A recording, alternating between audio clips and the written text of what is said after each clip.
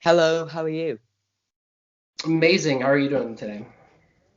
Yes, I'm well, thank you. Where are you calling in from today? Denver, Colorado, USA. What's the situation like out there with COVID? Oh, it's crazy. It's about to go into another lockdown. Oh no. Yeah, but I don't know if you've ever seen the photos of Michael at Caribou Ranch. It's like him on a horse. That's not No, too I far don't from think where so. I'm at. They're from the Thriller era, but it's not too far from where I'm at. Real Oh, wide open. okay. Yeah. So to begin, could you tell me a bit more about yourself, please? Sure, sure. So I describe myself as a Michael Jackson fan, first and foremost. That's the very basis of everything that I do. Always has been. Hmm. So I've been like a crazy, screaming, crying Michael Jackson fan ever since I was a little kid. Now, when I was growing up, I was born in year of the Thriller, it's 82. Okay. So I grew up literally right in the hype of everything going on. Everywhere you went, it was Michael Jackson playing. On the playground, everyone was dancing. All the commercials or the Pepsi commercials and just awards he got and him popping up with the monkey and just all this crazy stuff, So it was so fun to watch it. And I was completely fascinated. As a little kid, he seemed like a superhero, but someone that was real. Like if Yeah. X-Men were or Spider-Man were actually on the news, that's like the equivalent.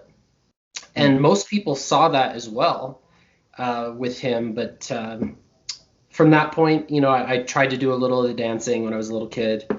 Never did I think that many years later that would lead into being able to perform as Michael or even meeting Michael, which was my ultimate dream. Yeah. My first question is, how and when did you become an MJ fan?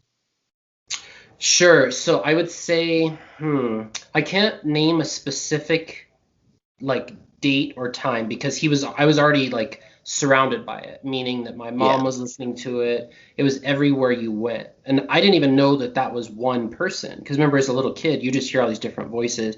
You don't know if that's the same person. And especially the way he was being portrayed.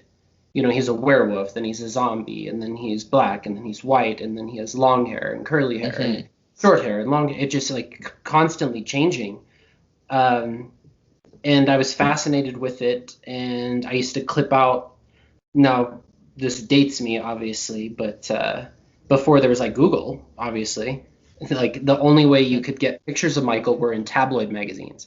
Now the tabloids always had some crazy story, that he was hyperbaric chamber, or he was Mm. going to moonwalk on the moon, or he was in contact with aliens, or he was an alien. All of those Mm. things. But I would get all those magazines and clip out the little photos, and I made my own little scrapbook of him.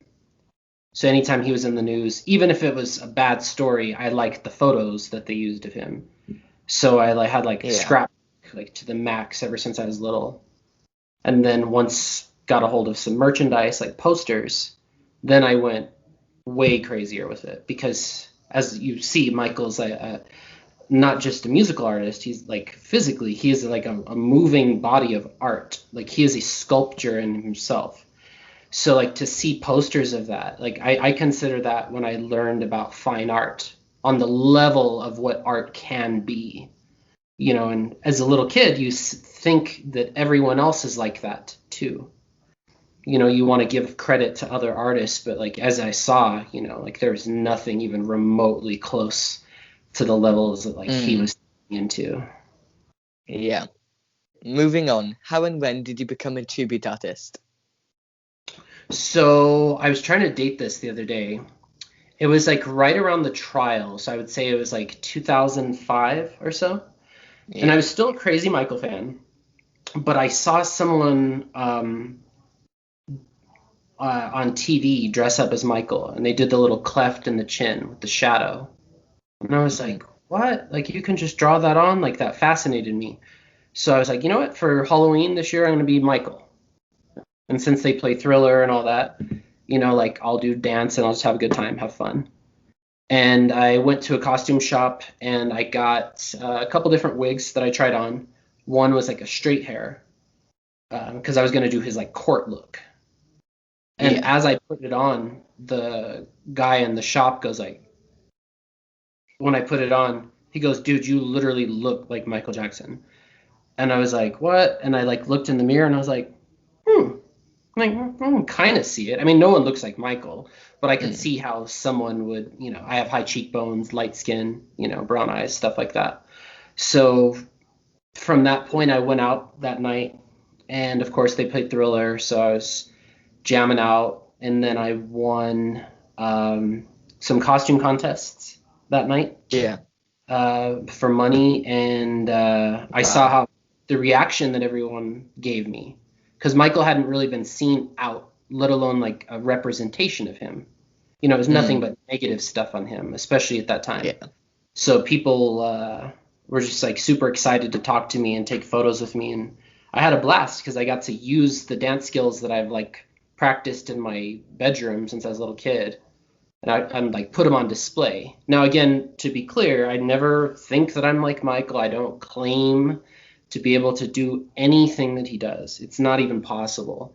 Like you can do a little bit, but even if you mastered something, he has a magical element behind it that can't be replicated, no matter what.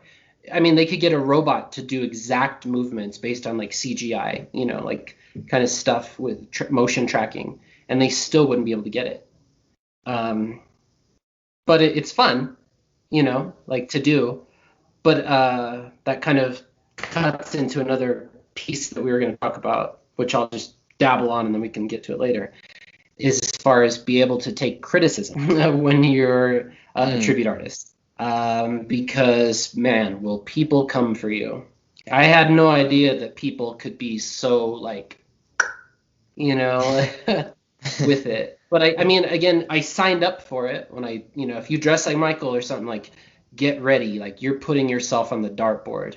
And any little thing you do that's not right or wrong or doesn't, I mean, like, be prepared to be roasted for it, which gave me a tough skin. But sorry to jump into that subject, but that's how I am. No, it's fine. What is the most challenging move to learn or to perform? Hmm. So as you know, Michael has all different elements of dance, so like Yeah. jazz, tap, all these different things. And I'm not someone who's like good with choreography or taking direction in general, let alone like physical, like dancing. And I'm not. It's easier for a younger person to grab this kind of stuff, because I never had I didn't like think I was gonna like be doing a tribute show. So being able to do the few moves in my bedroom, do the moonwalk and all that, that's cool. But as Michael passed, I got asked to do a bunch of shows, and you can only do a few moves like so many times before it's repetitive. So I had to Yeah. learn all that, and it's way harder to learn like as an adult than as a kid. So that's another piece I'd advise. Like, you guys have YouTube and all this stuff. Like, I literally had to do this, like, just watch it on TV and hurry up and like do it, or I lost my chance. Like, that's just how it was. So I wish I had some of these elements available, but yeah, I don't even know how I got on that subject, but it's how I am. You'll see. My next question is, how long does it take you to get stage ready? I would say um, about an hour to be safe, and like half of that is just sculpting and thinning out my eyebrows because I have Mm. like really thick eyebrows, like believe it or not. So like they're real like Bert and Ernie like style, just like caterpillar like. So I have to go in there, and it's a big sacrifice because then for a couple weeks afterwards, I have these like really thin eyebrows. So, but that's about half of it, and then yeah, I'd say an hour, maybe an hour and a half, like if it's something I really need to primp for, like a photo shoot or something to get something real exact, because cameras are very unforgiving now. Mm. Could you share your experience of meeting Michael Jackson himself, please? How did you get the opportunity and how did you feel? Sure. So it's kind of a very long story, but I'll make it long story short. Um, it was March 8th, 2007, Tokyo, Japan. And Michael hadn't been seen after the trial for a while. He went to the Middle East, and his brother even said, like, Michael's not coming back to the USA because of the way people treated him. So I was horrified. I was like, oh my gosh, I missed my chance to see him again because I couldn't get to the trial. But anyway, from there, wow, how can I summarize it? It's such a cool story, but it'll be like an hour long if we actually posted the whole thing. Long story short, there was the VIP Tokyo Thriller 25th anniversary party. Now, initially, it was supposed to be 100 tickets, black tie charity event, and you got to meet Michael. That party sold out, and I found out about it after it sold out. Then they announced that they were adding another 300 tickets available for this VIP party. That's the funds went to Tokyo Orphanage, and again, the tickets were $3,500, $3,500. Yeah. Not to mention, you have to fly to Japan. I don't speak a word of Japanese. Hotel, all of that, like, and then Michael around this time was like notorious for not showing up to stuff. So, like, I'm like, oh my gosh, like, but this is a guaranteed meeting, and he'll sign an autograph and take a picture with you. And I was like, man, if I went dressed as him, like, he'll definitely notice that. So the only reason I even had the money was I had been in a bad car accident where this drunk driver hit me. Oh, no. Yeah. But it actually was a good thing because even though that causes issues to this day for me physically, that's the only reason I had the money to go to Japan because I had settled the case. And it wasn't like too much, but I had the money, and I was planning on putting that into like a down payment for a house. But at the same time, I'm like, wow, like how many chances do I get to like guaranteed meet Michael Jackson? You can get front row even if he does a show. That doesn't mean you're going to meet him and take a picture. Like so I was like, wow, what if this is like Charlie and the Chocolate Factory? Like there's only these tickets available. Like you get it or you don't. And like, I was like, wow, the regret, even if he doesn't show up, that I didn't try when it was laid out for me like that. I was like, I have to do it, even if something doesn't work out. But anyway, so I decided I was going to wear the outfit he was last wore in Japan at the VMAs, MTV Music Video Awards. And one side detail, I forgot the belts because I was so nervous that day getting ready. I didn't even notice that I was missing my belts until after I saw the picture of me and Michael. And I was like, where are the belts? But I'm glad I didn't notice because I would have freaked out. And then I would have never been able to enjoy meeting him, like, because I'd be like, oh, I don't have this, and like unprepared. But anyway, so they had everyone lined up like kind of like Santa Claus. So he was in this little room, and then they would let one person in at a time. And they, for whatever reason, they kept checking your tickets. I think people were trying to sneak in that had somehow got into the building or were employees or something, because I don't know what the deal is, but they checked this over and over and over again. So each person's going in, and then you can kind of see Michael through the window, and people are crying and all like dirty nose and screaming and, typical Michael fans. And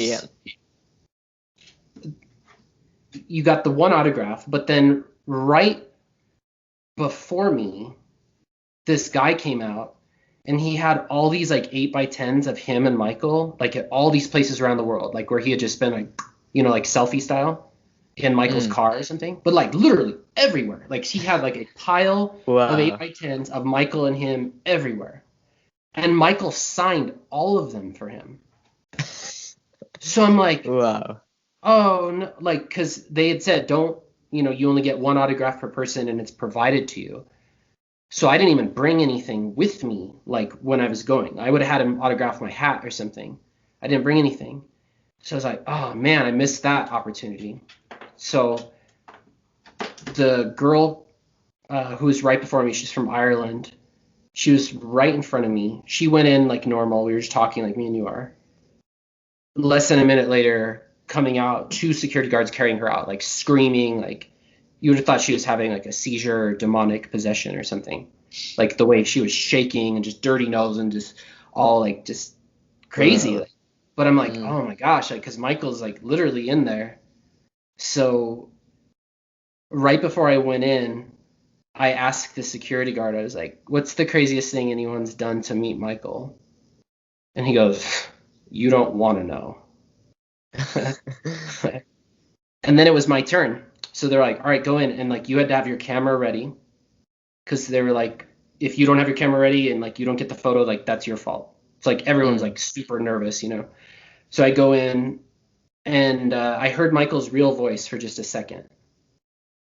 He was talking to his security guards, I think about the last girl that was in there. Like he was laughing. And then I heard his voice, which I was like, what? Like, what? Whose voice is that? And then it took me a second. And then I tapped him on the shoulder because his back was to me. So I like tapped him here, like if I was here. And then he went around, and then the camera person was getting my camera. So I came around this way. So Michael went like this. And then he went like that. And he goes, oh, wow, cool. And then like pulled his sunglasses down to like look through the brim. And I was like, whoa, like he's like, I would say Michael probably wears sunglasses to protect people. Like you probably couldn't handle that. Like it's like Cyclops or something. Like he's just wearing that for your protection, you know? Seriously. So when I saw that, I was like, and then from that moment, I like froze. He's like, where are you from? And I'm like, Denver, Colorado, USA. He's like, what's your name? I'm like, Carlo Riley? And I could tell he was like uncomfortable at the event anyway. But I realized that he has to ask questions because people will just stare there like, you know, like he has to say something. And if he doesn't, it'll just be more awkward. So he's learned to like ask questions and like keep the thing going. And then we took the photo on my camera. And then they're like, Michael, do the peace sign, because I was doing the peace sign. So then Michael does the peace sign. Got some pictures, and then he went like this to his photographer. Like, I don't know if you can see that. Yeah, okay. Yeah. So, and he's like, so he wanted more pictures. And I was like, oh, wow, like this is so cool that Michael wants pictures. Because they were very specific. Like, you will get one photo, don't ask for anything. And then I got several, like photo on my camera, Michael's cameraman, the media that were in there. And I've only seen 3 of them, but I know there's more. And there's video footage of me meeting him somewhere. But anyway, right after that, they like started like ushering me out of the room. So then I remembered that guy who had the photos that were signed. And I was like, oh, I have my ticket. Because they kept, remember I told you they kept asking for it. Like, where's your ticket? Where's your ticket? So I had the ticket. I was like, oh, cool. And I was like, will you sign this? And he goes, like, pen? But I didn't have a pen because I wasn't like prepared. Oh, no. And I was like, oh, I don't have a pen. And Michael's security, one of his security that was like right next to him goes like, oh. And then like reaches into his breast pocket and like pulls out a pen, gives it to Michael. Michael signs it in his hand. Love, Michael Jackson. But I mean, it's a little piece of paper. So, you know, like it's not the best signature, you know, when it's like cupped in your hand. But nonetheless, like he wrote it to me like upon my asking for it. And then he gave it back to me. And then I was like, oh, wait, can I have a hug? And he's like, sure. And then he gave me a hug. And then right after that, they're starting to like usher me out of the room. And all of this, by the way, is like in 1 minute. Like all of this, like it was just like that quick. From there, they're supposed to give me an autograph photo. So I was like, oh, the autograph photo. I'm asking his security. Michael's like right behind me, but I'm asking the security. I was like, the autograph photo. And they're like, you already got his autograph. I was like, yeah, but the 8x10 that comes with it. And they're like, oh, you get that outside. And then they'd like open the door and like push me out. And I was like, sorry, Michael, bye, love you. And then as soon as I got out, like all the international media was there, like, what did he say to you? Like, and then all of a sudden it hit me that I just met Michael. So I was kind of like under a shock mode. Yeah. You know what I mean? Like I didn't really realize, and Mm, and rightfully so, because I don't think I would have been able to mentally handle that. mm, And as did a lot of people. Again, like I told you, we were all having like normal conversation. They come out screaming, crying, like in seizure mode. Like so, it's um, but it was very cool. And then I got footage of him a couple tables away, which is on YouTube if you want to link to that. It's really good footage. It's like his last address to his fans. And then I also got the cup he was drinking from, and I finished it. I still have the cup, but I finished the liquid. So like right after he left his table, there was me and then like this other girl from across the room. I think she was from Bulgaria, and we both like saw like from across the room that we were both like going to his table to see if he left anything. And then we both got there at the same time, and we both like looked down, and I'm looking at the cup. I'm thinking she's looking at the cup, but she wasn't. She's looking at a like a napkin that he had used like as like a Kleenex. So we both yeah. like looked at each other, and we're like, and then we like reach, and I grabbed the cup, and she grabbed the Kleenex, and I was like, oh, cool. But then I had the liquid. I was like, well, I can't really like travel with this, Mm, like liquid. So I just like uh, flipped it over, and then I like poured it into my mouth because I didn't want to get any like lipstick on the paper cup. mm. It's his was on there, but I didn't want to screw it up with mine. And then I ended up like pouring it like some on my face. So I have a little Michael's backwash. Wow, that must have been an incredible experience to meet him. Yeah, super cool. Wow. Dream come true by far. Um, and so many other things since then that have transpired from that. Mm, Um, I could go on for days, but a quick story. I've met many people that are like very, very rich, like billionaires. Okay, like I would be performing for some like yacht club or something, and there's some like super rich person there, and there's a couple times where they're like really impressed with what I do, and they're like, "Well, did you ever meet Michael Jackson?" And I'm like, "Yeah, I did. March 8th, 2007. I pull out my picture and like start showing it to him."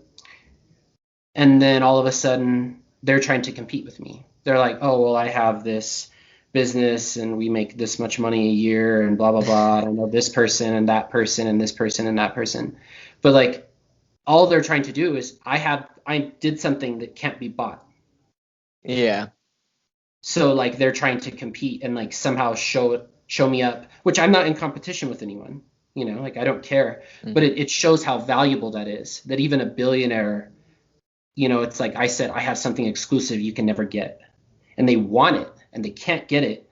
So they like try to boast about everything else they have. I'm like, wow, yeah. that's how much that's actually worth. And I knew that anyway, to meet him, Mm, even to physically like touch him, like that's a lot of people view him as like very godlike, you mm, know. So like yeah. people tried to like touch me because like that's their connection, as if I had touched Jesus or something. I've heard you have a large collection of MJ memorabilia. Which is your favorite item and why? Sure. Yeah, I have some really good stuff, and I'm not bragging by any means, like at all. I'm not. It's not about that. I have a life-size 3D hologram of him from Oh, the. wow. Yeah, it's one of three in the world. It's him right after he did the Bad tour, and they sat him on a rotating like stool. So like, have you seen the hologram on the perfume bottles? I don't think so. No. Okay. Well, it was like during the same time, but anyway, this is a life-size version of him. Now, it's not like him performing or anything. It's just a bust of him. So, but he's looking at you, and then as you walk by, he smiles. And like you can see all the way around him. So it's like he's physically there because he's maintaining eye contact with the viewer, like as the laser scanned him. Mm, So it's kind of like Harry Potter style, like how all the photos are alive and like people are actually yeah. like in there. It's kind of like that. And he's in Whoa. the bad tour outfit, in the red bad tour outfit. Mm-hmm. And eventually I'm gonna get that publicly displayed. Um, Wow. and I have a mold of his body Oh, from Moonwalk really? turned into a robot. Yeah. Whoa. So Rick Baker, like after Joe Pesci kicks him. I don't know Yeah. if you remember that part. Okay, when he's kicking him and then he has from that point on when he has his hands over, that's a robot. That's not actually Michael. So all of those are like pieces of like that they made of him. And I bought the molds when the makeup studio closed. Wow. So I want to make a full humanoid robot of Michael since I have his fingerprints and everything, Oh, you know. wow. Wow. And then I have the teeth from Ghost, Yeah. like because if I need Michael to be able to like speak when he's a robot, so I have to have the right teeth, and like the teeth are in this Rick Baker or not Rick Baker, Stan Winston cast. What is your greatest career achievement to date, and what are your future ambitions? Greatest achievement, besides meeting Michael, um, hmm, that's so obvious though. So I'll say something different. Um, well, one thing, after meeting Michael, that proved to me that I can make any dream come true. Like nothing is like as untouchable as he was, like in reality, all I had to do is get in the same room with a person who happens to Mm, be famous. But like if you can calculate it like that and not look at it as to why, that would be hard. yeah. And I was like, man, if I could just get a picture with him. And then sure enough, like an opportunity came up and I just so happened to have the money. Um, so that kind of stuff, because that changed my perception in business and everything. But outside of that, I would say the film I did in Egypt a few years back called Sheikh Jackson. That's probably my proudest accomplishment since. And what are your future ambitions? Um, hmm. So aside from building the humanoid robot, and gosh, there's a few things, but I don't want to spoil it. There's a lot I have to share. I'll say that. Like I'm even as I get older, like the passion is still there for me. I'm still a little kid. Like I have no interest in growing up or any of that, like at all. I mean, most people like fight me on it, like because they're like, how old are you and why are you doing, like costumes? Like that's my biggest things. I love costumes. Can't get any better than that. Like that's what I love. Um, so yeah, there's a lot of cool stuff, but I think the biggest things I'm excited about is sharing some of the cool paranormal uh, instances that have happened that have kind of Ooh. fueled my whole road. Um, and it's a little out there, but I mean, so is Michael. Like so. And finally, do you have any tips or advice for someone who wants to be a Michael Jackson tribute artist, please? Oh yeah, absolutely. So my advice is you can never practice enough, as you know. There's always someone practicing 3 times as much as you. Don't ever get a big head. I see a lot of people have that happen right away. Um, and don't practice wrong. Now, this is my own thing. I wish I'd talking to myself at this age.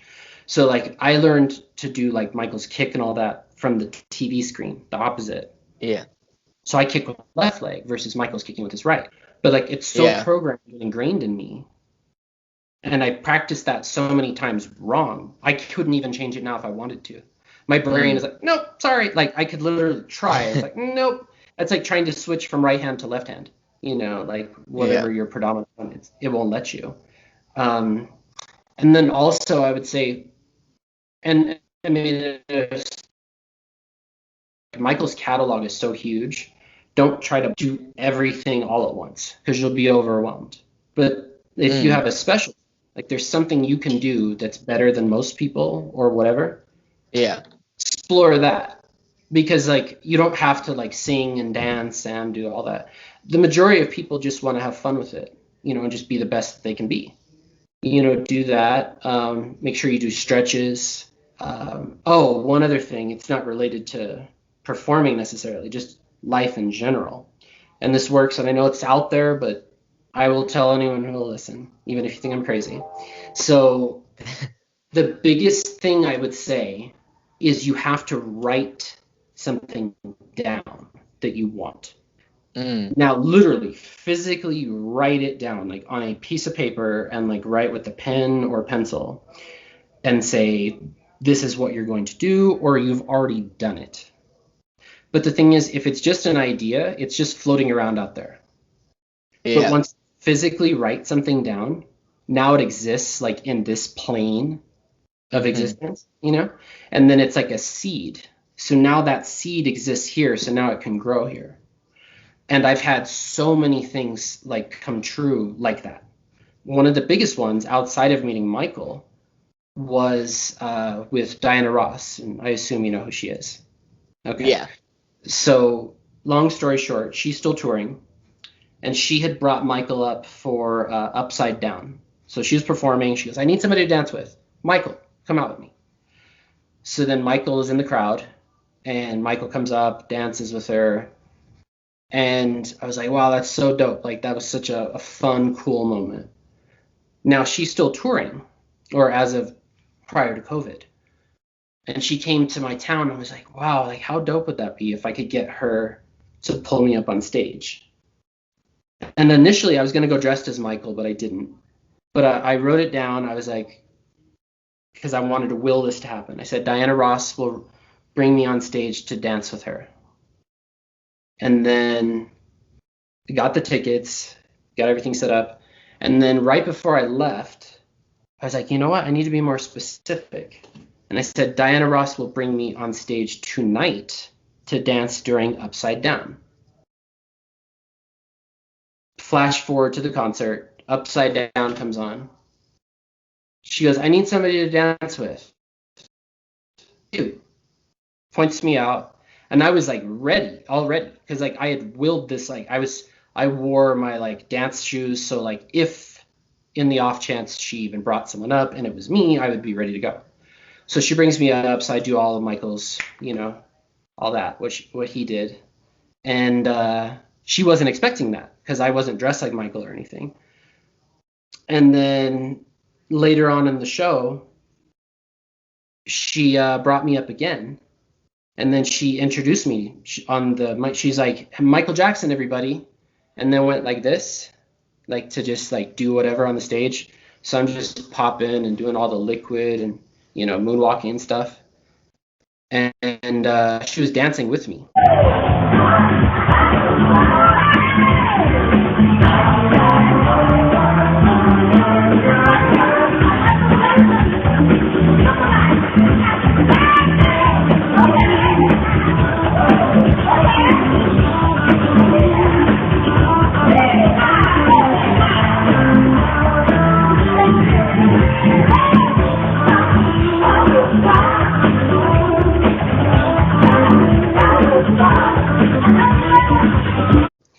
And then later, I was like, as soon as I got home, I find the note that I had just signed that, she would bring me up on stage to dance, and she would bring me up on stage to dance during that song that night. And she brought me up twice, and that's because I wrote it down twice. Again, there's no coincidence with that. I probably could have written it down 3 times, but because I believed it was possible, and I wrote it down as if it had already happened, it happened. Like, unbelievably. And I have friends that, like, follow Diana Ross, and they're like, yeah, she's never brought anyone up on twice. Like, she's brought people up during certain songs. The week before she brought me up, she brought Usher up to dance with her at the Hollywood Bowl. But anyway, just write stuff down. Like, it works. And you can make anything happen. Nothing's crazy to, like, want. If I can meet Michael Jackson and, like, do a movie in Egypt and all this crazy stuff, and get his hologram and his body and, anything's possible. So thank you so much for doing this interview. I've really enjoyed, and it's been really interesting to hear about your experiences. If anyone wants to follow you on social media, where can they find you? Yeah, I'm probably most active on Facebook, and it's facebook.com/Carlo Riley, Riley, MJ. And then Instagram is almost MJ. Yeah, those are probably the easiest. And then I think I'm on, I have YouTube under Carlo Riley somewhere. You'd think I'd be more organized, but this is how it is. So that brings us to an end. Thank you so much again for doing this interview. Oh, yeah, And we no hope problem. to hear from you soon. Cool. Sounds good, man. Thank you. Stay safe. Bye.